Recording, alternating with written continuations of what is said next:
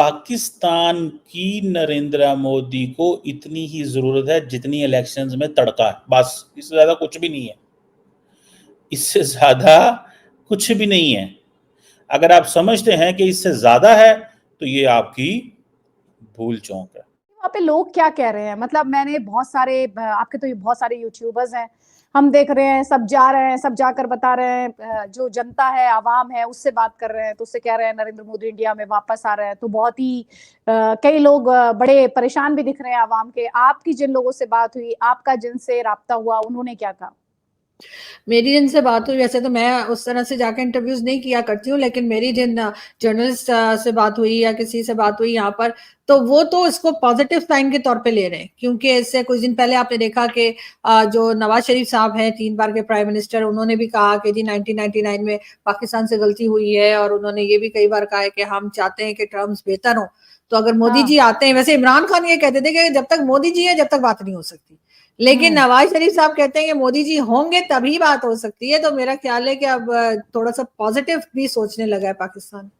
अच्छा, तो इसका मतलब तो ये हुआ, क्योंकि अभी तो आपने क्योंकि नवाज शरीफ का जिक्र किया, नवाज शरीफ की नवासी थी जिनकी शादी में प्राइम मिनिस्टर गए थे, एकदम सबको चौंका दिया था, और उसके लिए उन्हें काफी क्रिटिसिज्म भी झेलना पड़ा था। लेकिन उन्होंने पहले ही अपनी मंशा दिखा दी थी कि वो अच्छे टर्म्स चाहते हैं। हालांकि उसके बाद जो अटैक्स हुए, उससे उनका भी दिल टूटा और रिश्तों में बहुत ज्यादा तलखी आ गई।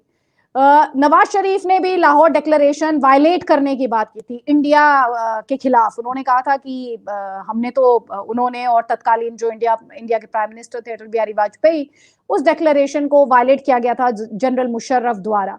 तो ऐसे में फवाद चौधरी का मैं पढ़ रही थी, क्योंकि फवाद चौधरी कह रहे थे अरे बोलने से पहले पता तो कर लेते।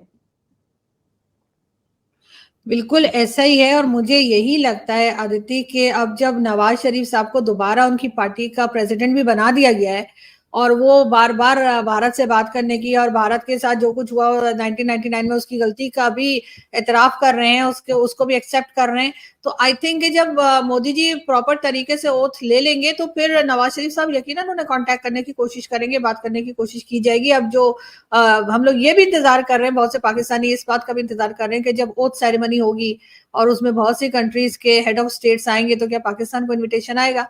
और अगर नहीं आएगा तो मेरे ख्याल है फिर नवाज शरीफ साहब को वैसे ही चले जाना चाहिए जैसे मोदी जी आए थे। उसमें क्या रहा, जब इन्विटेशन के पहुंच जाए, भाई आप भी तो आए थे तो हम भी उसी तरह आ जाते।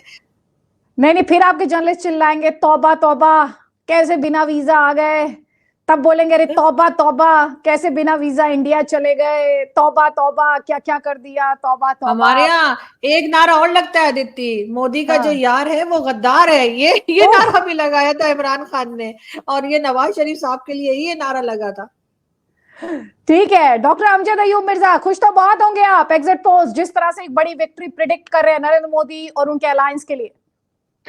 जी बिल्कुल, हम बड़े खुश हैं, क्योंकि हम समझते हैं कि जो मोदी जी की तीसरी टर्म है वो एक फैसला कुन टर्म होगी, और इस टर्म में पाकिस्तानी ऑक्युपाइड जम्मू कश्मीर और मकबूजा गिलगित बल्तिस्तान जो है इसका फैसला हो जाएगा। और बड़े एक्साइटेड है पीओजेके के लोग और गिलगित बल्तिस्तान के भी लोग इस बात से कि मोदी जी ना सिर्फ जीत रहे हैं बल्कि बहुत बड़ी अक्सरियत के साथ जीत रहे हैं। और कई जगह पर जो कांग्रेस है वो, जिसको हम पंजाबी में कहते हैं खुडे लाइन लग गई है, यानी कि उसका तो वजूद ही खतरे में पड़ गया था पार्टी। वो तो एक रीजनल पार्टी बन गई केरला की। खुडे लाइन मतलब होता है कि एक साइड पे हो गई, एक साइड पे हो गई, कॉर्नर हो गए हैं। तो केरला की पार्टी बन गई है, मुस्लिम वोट उनको पड़ा है, कहते हैं तकरीबन 72%। तो वो तो अब एक कम्युनल पार्टी बन के सामने आई है, एक सेकुलर पार्टी। देखें आयरनी ऑफ हिस्ट्री के बीजेपी को कहा जाता था कि ये एक कम्युनल पार्टी है, हिंदू पार्टी है, लेकिन वो हिंदू पार्टी आज सेकुलरिज्म का झंडा लेके इलेक्शन में पहले से भी ज्यादा सीटें लेके आ रही है। और वो जो खुद को सेकुलर कहते थे वो आज कम्युनल पार्टी बन गई है। तो ये बहुत, लेकिन अभी भी पाकिस्तान में फवाद चौधरी जैसे नेता बैठे हुए हैं, बहुत सारे लोग हैं जो अभी भी कहते हैं नरेंद्र मोदी तो एक्सट्रीमिस्ट है। देखिए, किसी के कहने से तो नहीं होता ना, हमारे पास सच्चाई को परखने की जो कसौटी है वो दूसरे शख्स का अमल है। और हमने अमल में देखा किस तरह लाखों मुसलमान स्टूडेंट्स जो थे उनके लिए स्कॉलरशिप्स का बंदोबस्त किया मोदी जी ने, किस तरह मुसलमान अक्सरियती आबादी वाले जम्मू कश्मीर में उन्होंने इन्वेस्टमेंट्स की सुनामी लेके आए हैं, किस तरह से वहां उन्होंने मुसलमानों के जो जिंदगी अजीरन की हुई थी पाकिस्तान के घुसपैठियों ने, टेररिस्ट ने, उससे उनको निजात दिलाई है। किस तरह मुसलमान अक्सरियत का जो सिटी है श्रीनगर, उसको स्मार्ट सिटी बनाया है। बहुत सारी मिसालें दी जा सकती हैं।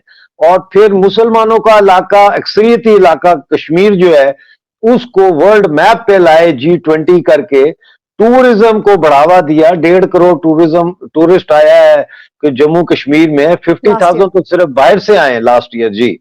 तो कहने का मकसद ये है कि इंसान का अमल बताता है कि वो क्या है।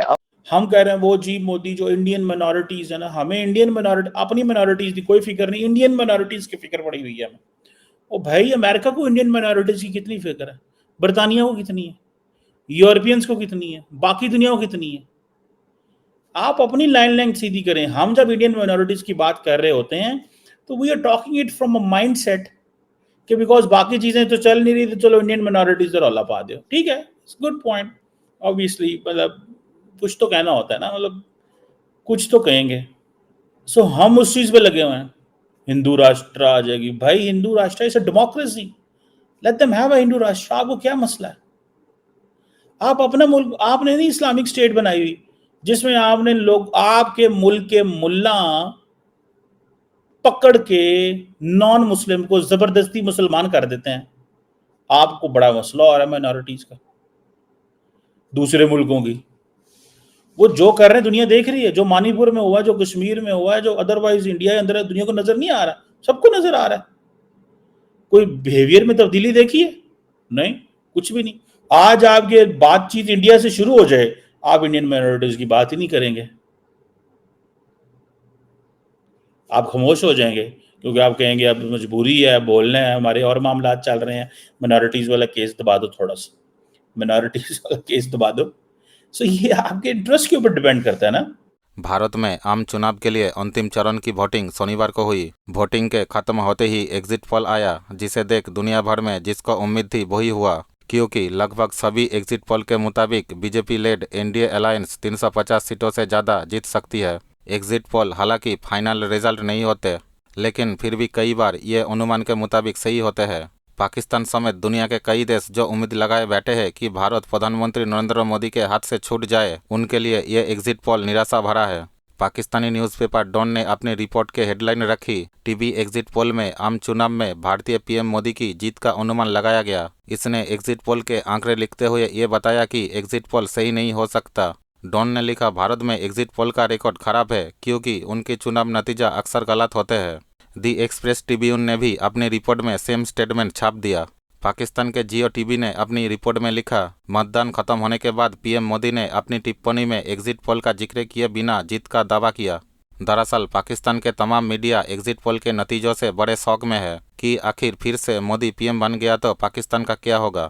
एग्जिट पोल के नतीजों का इंतजार जितने भारत के लोग कर रहे थे, उतना ही इंतजार पाकिस्तान में भी किया जा रहा था। और जैसे ही इन नतीजों में एनडीए को बहुमत का ऐलान हुआ, वैसे ही पाकिस्तान में इस पर बड़ी चर्चा शुरू हो गई।